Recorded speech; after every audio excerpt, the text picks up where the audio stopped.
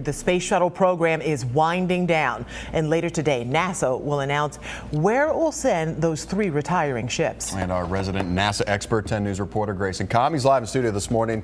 The Kennedy Space Center, Grayson, is considered a front runner right now. Is it a done deal? I mean, it seems appropriate that it would certainly get a shuttle, and perhaps Houston as well. It makes a lot of sense, but it's a decision that's made in Washington, so it doesn't always make sense when it all comes together. But the timing does seem to be lining up in favor of Florida. Today's 2 big anniversaries, the 30th anniversary of the first shuttle launch, the 50th anniversary of the first human in space, Russian Yuri Gagarin.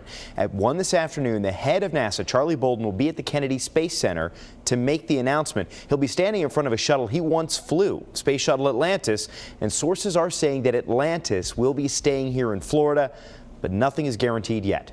With runway 22 at Where will they land for good? 21 museums have asked for a retired space shuttle, but experts say the fight is really down to just a few. The most famous of the museums has already been promised the most prominent ship. Discovery will go to the Smithsonian, into this hangar at a National Air and Space Museum facility outside Dulles Airport in Virginia. That leaves shuttles Atlantis and Endeavour looking for a home. The Kennedy Space Center Visitor Complex is one of the leading favorites to receive a space shuttle. That's space historian Robert Perlman, editor of CollectSpace.com. Via Skype from his home in Houston, he listed off the 5 frontrunners to land the final 2 orbiters. The Museum of the U.S. Air Force in Dayton, Ohio, hometown of the Wright brothers, the intrepid Sea, Air, and Space Museum in New York City, with millions of visitors each year, the Museum of Flight in Seattle, where they're optimistically already building a space shuttle hangar, Space Center Houston, just down the street from Mission Control, and the Kennedy Space Center Visitor Complex. Liftoff of Discovery. This is a sentimental favorite. It's been the launching point for every shuttle mission, and their concept, displaying the ship like it's in flight, is pretty powerful.